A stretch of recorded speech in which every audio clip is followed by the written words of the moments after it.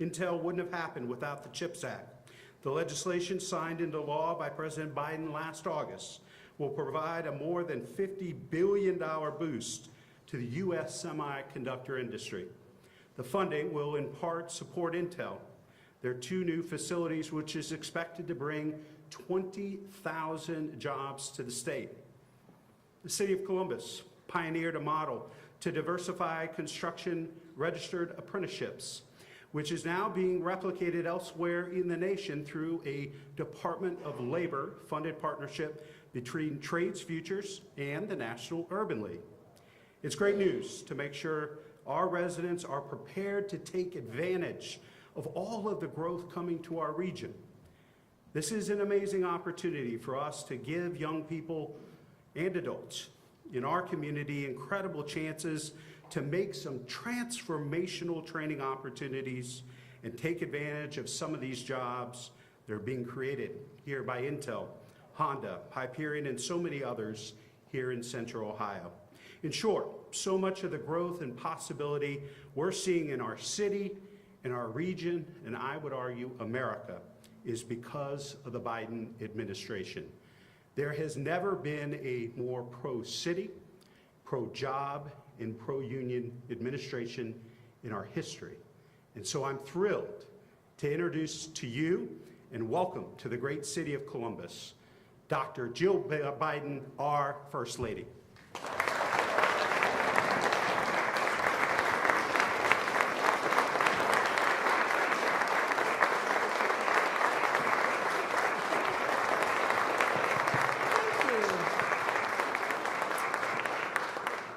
Thank you, Mayor Ginther. Columbus is stronger with your leadership. And Congresswoman Beatty, Joe is lucky to have a partner like you in Congress, and we're grateful for all that you do. And Council President Hardin, thank you for hosting us in this beautiful space. And I want to say thank you to all the educators who are here today. I love that you all came, so thank you for that. And the entire City Council, along with the Columbus Workforce Hub partners and other leaders joining us, have done extraordinary work to make the programs we're talking about possible today. Joe's father used to say, a job is a lot more than a paycheck. It's about dignity. And Joe watched his dad struggle to find good work.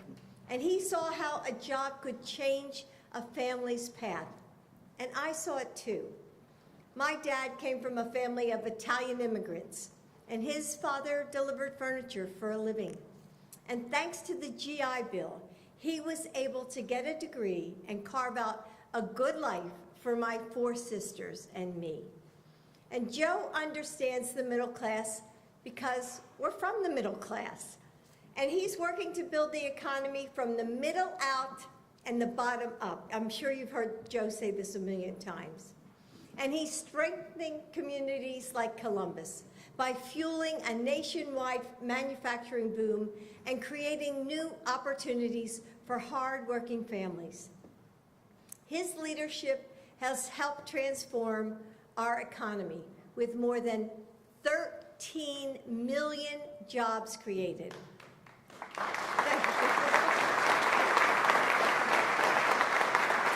Unemployment is now under 4%, and billions invested in growing industries like clean energy and engineering. And today we're seeing what that looks like in real life. More than 10 years ago, when I was second lady, then Secretary of Labor, Hilda Solis, and I kicked off a community college to career bus tour right here in Columbus. I don't know how many of you remember that, but oh, a lot of you, good. We lifted up investments that were helping community colleges train workers for the skills they need to get jobs that pay well. And so it feels fitting to be, back here to kick off yet another tour and showing how my husband is investing in America and working in cities like yours to build on that progress. Today, just like the mayor said, Columbus is a leader in semiconductor manufacturing, electric vehicles, and biotechnology. And these industries are growing every single day. But in order to keep this progress going, employers need more skilled workers. So with the support from Joe's administration, Mayor Ginther, Columbus State Community College, and other leaders here are committing to quadruple the number of students trained for technical jobs. So to help with that effort, the college is working with Intel to launch a new one-year certificate program. I love that. And 5 local unions, I love that too as a union member myself, have made commitments to expand their registered apprenticeship programs and training facilities to meet the growing demand for job training. In May, the White House selected Columbus as one of the 5 cities in what we are calling the Biden Workforce Hub Initiative.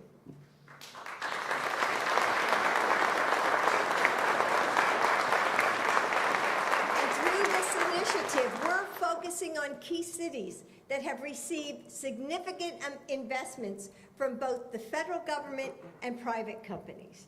And just like here in Columbus, the Biden-Harris administration is working with local leaders, community colleges, unions, and employers to develop new training pathways to the good careers created by those public and private investments. As a community college professor myself, I just signed my new contract. I'm sure many of you did out there, right, for the fall.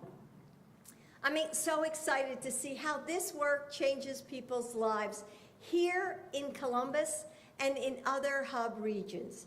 So in the next few weeks, I will visit, most of these cities, I think, to see their work up close. So guess what? I'm going to be back. I'm coming back to see what you're doing, share your progress, and lift up and share, what you've been doing with the rest of the country. Columbus and these hubs will be invaluable models for others. And I can't wait to shine a light on what's possible when we come together with education and training. Because for most people, a high school diploma alone isn't enough to find a great career.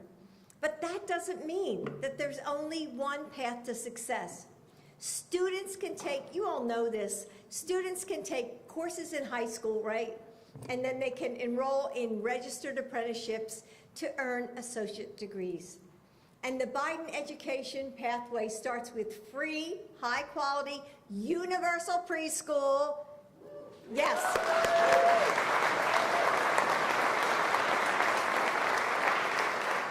We have to get it where they start, right, where the kids start, and creates a high school experience that prepares students for their next step. It provides 2 years of affordable community college and opens up avenues to a 4-year degree if that's what the students decide, because it's the future of our workforce and how we strengthen the middle class. Things like unemployment rates and jobs, the jobs created aren't just numbers. They represent people. They represent our students. Families just trying to make a good life. Like Joe's family, like mine, maybe like many of yours. They represent that young woman who gets to look at a paycheck from her new job and take a deep breath for the first time in what feels like months. Remember when you got that paycheck that you think, oh, thank God, now I can pay some of these bills, right? Or the dad, think of your own families. The dad who finally gets to say okay with a smile when his son asks for new shoes for school, because God knows how much those sneakers cost. And the small business owner who realizes it's time to start expanding because her employees have the right skills and training to take on new projects. A job is more than just a paycheck. It's a path, a way to build the lives we want. And every American deserves the chance to do just that. Now, hopefully you've heard and will continue to hear about Bidenomics. Joe's economic vision. Everything I've talked to you about today is Bidenomics. My husband ran to rebuild the middle class, and that's what he's doing. With his vision to invest in America, we can bring people together and fundamentally transform what it means to make a life and make a living here in America. Now, I'm looking forward to hearing about the work you're doing to, connect people across Columbus to good jobs. So now we'll do the panel. So thank you all for being here. I appreciate it. Have a great summer day.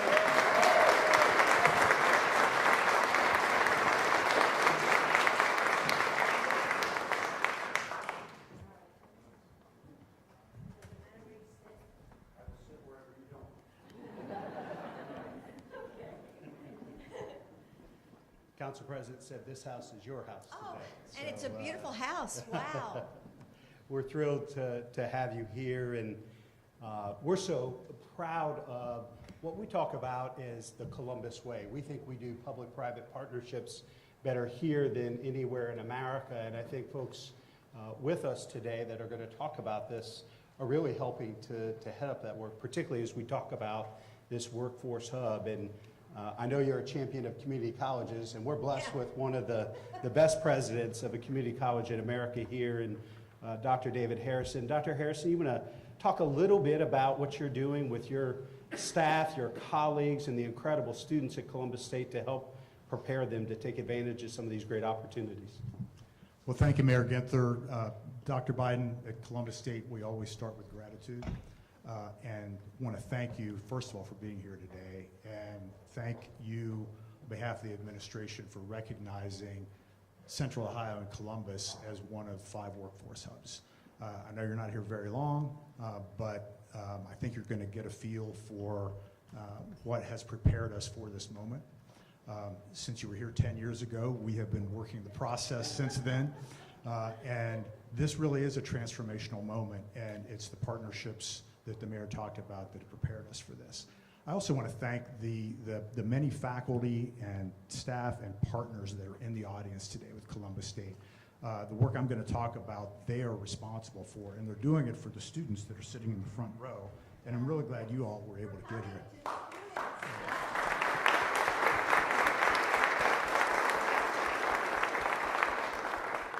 But as I said, we're looking at this as a transformational moment that we're ready for. We have, as a community, worked together to meet students where they are and help them reach their goals.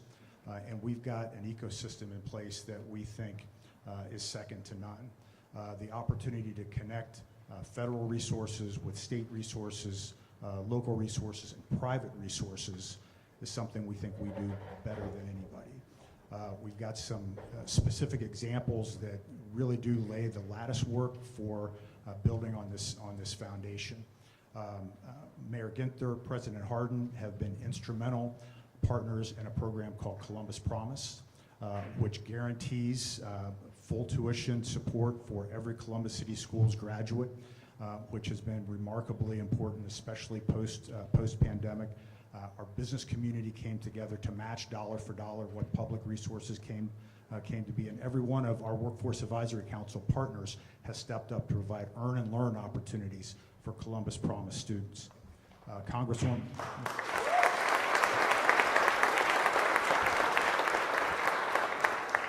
Congresswoman Beatty mentioned a recent partnership announcement with Ohio Health, where we're going to partner with them to double the number of healthcare professionals that come into the community, and that's going to have a specific focus on affordable pathways to really good jobs and improve health equity throughout our communities.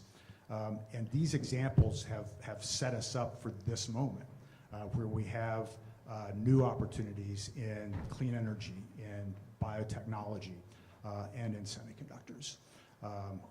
Columbus State is working with the Ohio Association of Community Colleges to lead a statewide initiative with support from Intel called the Ohio Semiconductor Collaboration Network. It's designed to build out a common curriculum that will be a statewide asset, not just for Intel, but for the entire supply chain.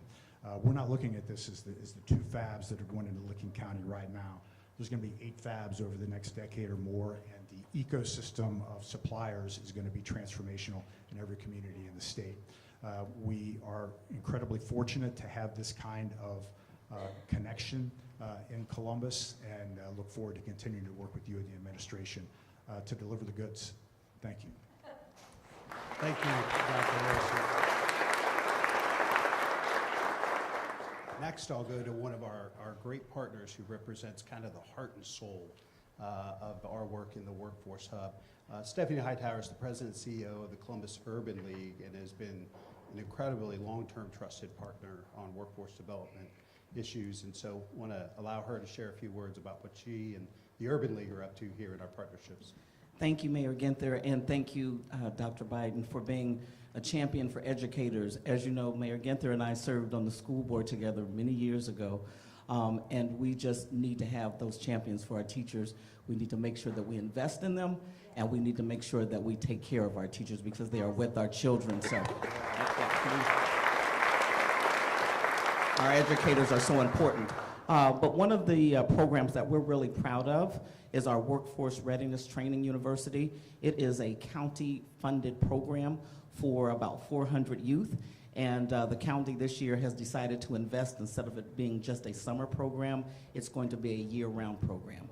So what we do is we provide for 14 to 19-year-olds career exploration, internship opportunities, and then we build wraparound services for them and their families so that they can be successful. And so and they make about $15 an hour, so we make sure there's livable wages, and it's been a great partnership with the business community and many other partners here in the city of Columbus to make sure that we have that investment in our young people who, as you know, because of the pandemic, had a lot of challenges. And so now this gives us an opportunity to help them to prosper, to grow, to learn in a very safe environment, and a safe environment so that they and their families also have an additional income that's coming in for the summer and then also throughout the year. Another big partnership that we're really proud of is with the Workforce Development Board through EQUIS, and also working in partnership with Goodwill. And this is for our dislocated workers and our workers who need to be upskilled. And so we provide wraparound services, we do soft skill training, but what is really critical, we think, is having culturally authentic types of training programs for individuals who come from the Black and brown communities, because we know that there may be many other challenges that they are dealing with as they're looking for employment. And so we say at the Columbus Urban League, we don't judge, there's no judgment here. Whatever it is, how you come to the table, no matter where your neighborhood, your zip code, we're going to be here to serve you. And so we're really proud that those adult workers now are finding jobs, usually a minimum of $24 an hour. Again, this is about livable wage jobs, and we're really proud of those programs. And again, thank you, Mayor Ginther, for mentioning, and thank you to the Biden administration. We're looking forward to the apprenticeship program development with the National Urban League and the trades, because again, we've already talked to the superintendent, and she wants to make sure that our 17 and 18-year-olds are prepped and ready to go into those trades programs. That's great. Thank you. Since we're talking trades, Mike, a key component of Bidenomics is there are many different pathways to the middle class, and never been greater opportunities for skilled construction trades jobs here and around the country because of the president's leadership. Talk a little bit about how this workforce hub in partnership with the Biden administration is going to help you in the skilled and construction trades. Sure, and before I get into that, I'd like, with Dr. Harrison, I want to say thank you, Mayor Ginther, Dr. Biden, on behalf of our 100,000 men and women that put a hard hat on every day in union construction, and we are the industry here in Ohio. We can't thank you enough to Joe's vision. When you have good policies for infrastructure, Inflation Reduction Act, CHIPS Act, pension reform, whatever it is, you are now seeing historically over decades that people have talked, and different presidents, we're seeing the remnants, not the remnants, but the investment that's made on this thing. In turn, with the building trades, and here in Ohio, we have 80 training centers, all privately funded. We're very proud of that. It allows other tax dollars to go to places that could use it more than us. but we have 4- and 5-year apprenticeship programs. We have pre-apprenticeship programs that we work with our community partners with. And at the end of the day, after 4 or 5 years, it's an earn as you learn type format. You are changing people's lives, and the investment that we've been doing this for over 100 years. We've got this down. We're now doing it at a larger scale because of people like Honda and Intel and others. And we really appreciate all our owners, small to big, it doesn't matter. But we're the career pathway to the middle class. And this is not just a job, it is a generational career. It is one where you stay in the community, you build the facilities, maintain them, and you continue through your entire career. Now with this new transformative industry, whether it's semiconductors or whatever, it's more than just putting in your 4 or 5-year apprenticeship, going to a job for 30 years and retiring. You're going to have to update your skills on a continuous basis. That's what we do here at the Building Trades. We make the investment with our partners to be there not just today to build it, but for tomorrow and for the next generation, and we train that. And it's because of good policies that lends us to be the leader in this.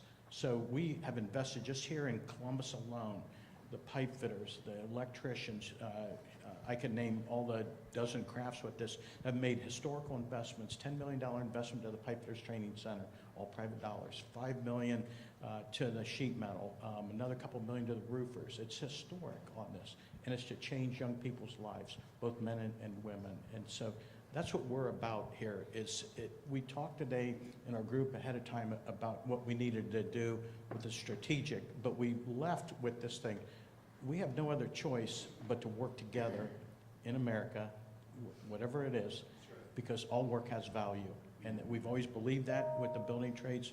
We're appreciative of what everybody does from educators. I have to give a shout out to my wife, retired professor, early childhood ed. And so she's a big fan of yours. Love the teachers. Yeah, loves the teachers.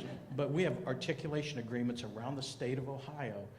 Every hour that an apprentice is going to school, and you mentioned this, they are getting credit towards an associate's degree. And then it becomes, you're just not a journey person, you can become an estimator, a quality control person, project manager, an owner, a contractor.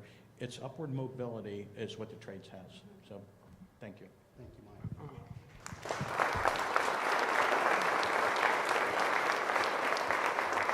Now, some perspectives from the private sector. We've got Kevin Hagen, Director of State Government Affairs from Intel, that's here, and so grateful that you're our new neighbor and our new partner in so many different respects. Talk a little bit about what excites Intel the most about this Workforce Hub. Absolutely. Well, thank you for including me in the conversation. I appreciate it. I'm Kevin Hoggett, Director of State Government Affairs for Intel here in Ohio. And as you've heard, Intel's investing over $20 billion to build 2 leading-edge semiconductor chip factories, or fabs as we call them, here in central Ohio, about 20 minutes northeast of here. And you know, it's our field of dreams, as President Biden likes to call it, is the largest investment in Ohio history. And it's going to be transformational, not just for the Columbus region, but really for our entire state. What we're doing is we're bringing an entire new industry to Ohio. So in addition to us, there are 30 to 40 major suppliers who are looking at coming to Ohio. And we're really trying to create a cluster of semiconductor companies here in the Midwest. I want to start by saying thank you for the Biden administration's support of the CHIPS and Science Act. We're in the process of applying for that funding, and that legislation, which had broad bipartisan support from Ohio's congressional delegation, thank you, is so important to incentivizing these type of investments so that we can make more of these chips, especially the most advanced ones here on U.S. soil and right here in Ohio. I know last year you had the opportunity to go out and see one of Intel's facilities in Arizona, and thank you for visiting, and I hope you enjoyed meeting some of our technicians and seeing some of our equipment. What you saw in Arizona, we are in the process of building here in Ohio, but it's on an even bigger scale, because as President Harrison mentioned, we've committed to 2 fabs, but our site allows us to build up to 8 fabs. So the partnerships we're building here and our work that we're doing on workforce, we really view our relationship with Ohio as a long-term relationship that will pay off for years to come. So that's the good news. On workforce, it's one of the most important issues that we face. So over the next few years, while we're building the fabs, there will be over 7,000 men and women in the construction industry who will be building it. Once we're operational, there'll be 3,000 Intel employees running it, and then we estimate about 10,000 indirect jobs from suppliers and growth as a result of us being here. So we've got a pretty big challenge ahead of us to train that and start from scratch here to Greenfield. But the good news is we're investing $50 million in Ohio higher ed to help create those career pathways, build those pipelines so that we're ready. And Columbus State's been an incredible partner. There are 8 total leads across the state and over 80 partnering schools statewide. So the geographic footprints, it's pretty impressive. And if you think of our 3,000 employees, 70% of that workforce will be what we call technicians that need a 2-year associate's degree or less. As you mentioned, we're working with Columbus State and Central Ohio Technical College to develop a 1-year credential to get more people into that pipeline. 25% of those 3,000 employees will be engineers, and that's everything from bachelor's, master's, all the way to PhD. And then the other 5% are support, so HR, finance, accounting, those types of roles. But the career pathways we're building and the partnerships we're developing with entities like Columbus State are gonna be so important as we grow here in Ohio. I also wanna mention that a big focus of the $50 million that we're spending in Ohio is on increasing the diversity of our workforce. Columbus State and all of our other leads know that we are actively trying to get more women and more underrepresented minorities into these STEM fields, to get into these great paying careers. And we have an aspirational goal here in Ohio of having 50% of our technical workforce in the fabs be female. So.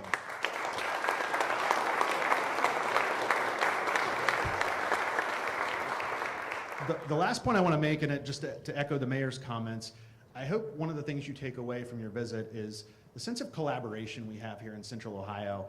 You have, our local government with the Columbus Promise. Our state government has made some significant investments very recently in workforce.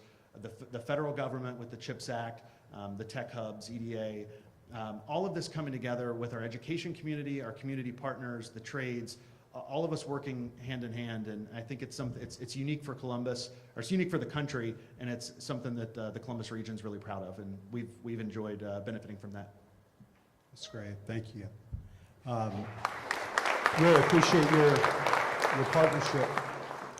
Before we ask the First Lady if she has any follow-up questions or any comments she'd like to close with, I wanted to ask Congresswoman Beatty, I mean, when you think about all of the accomplishments that you have gotten done with the president, whether it's the rescue plan, the bipartisan infrastructure law, the Inflation Reduction Act, the first bipartisan neighborhood gun safety legislation since the Clinton administration you got done, and obviously CHIPS. I would argue, I may be a little biased, of one of the greatest track records for domestic agenda probably at least in the last century. Why is workforce so important to you? You talked a little bit about your amendments to the CHIPS Act, and quite honestly, it wouldn't have gotten done had you not gotten involved, rolled up your sleeves, and organized and mobilized the votes to make that happen. Talk a little bit about what workforce means to you. Well, first of all, let me just say thank you, Mayor Ginther, and to all who are here. It's important because if you go out and you talk to the everyday citizen, they will say a couple things to you. I want my family to be safe, but I want to be able to pay my bills. I want a job. I want to make sure that I can put food on the table and a roof over my head. And so once you get beyond safety and health care, the number one thing is economics. It's workforce, it's the jobs. And the good thing about this administration, and especially President Biden, as the First Lady says, he's lived it. He understands it. And so when you walk into the White House and you're sitting down with him, the first thing he'll say is, no joke, this is for real. And so it's that commitment that passes on to us to create the partnerships. You will always hear him saying to us, reinvest in your community. He was unapologetic about what he was going to do. When you think about him not only making a commitment to workforce, thus all of the things that you mentioned, Think about infrastructure with all of the jobs for everyday people. And here's the thing, we talk about infrastructure and roads and bridges and railway, but to education, to the students and the teachers, for the first time in the history, this president was able to add broadband. So when you think about advancing technology and your careers, broadband for the first time was a part of the infrastructure bill. When you think about infrastructure and equality and opportunities, it's because of this president that I was able to negotiate that $1.3 trillion infrastructure bill. When we were trying to decide which should be first, I remember Dr. Biden picking up the phone and calling President Biden's office and saying, I need help. And he said, it's not either or, it's both, because that will give us workforce. So for me, it's quite simple. It's about making a commitment. It's about reinvesting in our students and our teachers. And like many of you, my mother and both my sisters, teachers, 2 of them still teaching. As Dr. Harrison knows, we started at another community college where I became a tenured professor over in my hometown of Dayton. And it's okay to say it because he came from president there to here. And so we've had great partnerships. Labor has been a good friend, not only to the White House, but to all of us in Congress that support you in public-private partnerships. But what does that take us back? It takes us back to jobs, the economy, and the economics, because that's what people need. And so that's why it's so important to me. And lastly, I don't think we can forget that this president did it during a global pandemic. The worst thing that could happen to us, and he was relentless, he was steadfast, and he never lost sight of putting people and families first. And so that's why it's important to me. We've had great accomplishments. We were able to send monies for the first time again in almost 30 years back to communities and small agencies. And lastly, for me, most of the people in this audience know, as we talk about diversity and equity and inclusion, is so important for me because we know we still have some challenges that we face for many of those who look like me. And so to be able to put inclusion and diversity and be unapologetic about saying it has to include Black Americans, it has to include women, there was no hesitancy. And all of that helps us have equal opportunities for all. So I want to thank this community for also being supportive of all of our partnerships and making me look good by showing up here today. I told the First Lady it would be a packed audience, there would be people in the gallery because we support her and the President, and we support all that we're doing here. Thank you, Mr. Mayor. Thank you, Congresswoman. And Dr. Biden, we'll give you the last word, or if there are any follow-up questions you'd like to ask. We are just grateful for you to come here to start this tour of Workforce Hubs, and we can't wait to have you back as we report out on some of the great success we're making together. Thanks. You know, I really, is this on? It's on, good. So I really feel like I'm at the right place at the right time. I've been a community college professor for most of my career. This is my 39th year that I'm just going to be starting. But I've always said, you know, I love community colleges. I see, you know, the potential of all of the students there. And I started as Second Lady by saying it was one of the best kept secrets in America. And people, I think, slowly started to hear and started to listen and started to recognize, you know, just who they were. And so for me, this is like a dream come true, because with my students, I saw not everybody wants a 4-year degree. Yes, it is a pathway, but there are so many pathways. And so now I think this is such, really such a beautiful way that, and I see the collaboration here in your community and how you're all coming together and you're finding jobs for young people, because that's what they need. And I know community colleges, you know, as we say, average age 28. I think my oldest student, I think, was 83. Yeah. So, you know, they're all ages, but that's the beauty of it. You know, that all these students come together and now they have a different pathway, something that's so interesting to them. And you mentioned broadband, and I went to Alaska about a month ago. Honestly, people in the village that I went to were crying because they had never had broadband. I mean, can you imagine not being able to access the internet? Think of your jobs, think of telehealth. And so now that you know, Joe brought it, he's promised it during the pandemic, because we saw how many students could not continue with school if they didn't get on their computers. And there was and is the inequity in America. And so, you know, I'm so proud of Joe for what he's doing, and that he promised that he would rebuild the middle class, and that's exactly what he's doing. But he couldn't do it without the help of everyone here on the stage, and without the help of, you know, all of you who are behind what he's doing and believing in him. And so I just want to say thank you. Thank you for giving up your summer afternoon, especially you students who were like, are you kidding? You're going to make me sit in a building for, you know, 2 hours.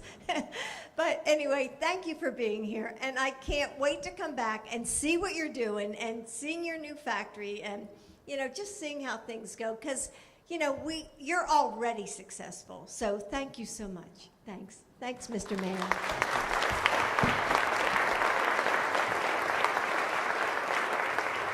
Neighbors, please join me in standing to thank our First Lady, Dr. Jill Biden, for coming to Gwinnett.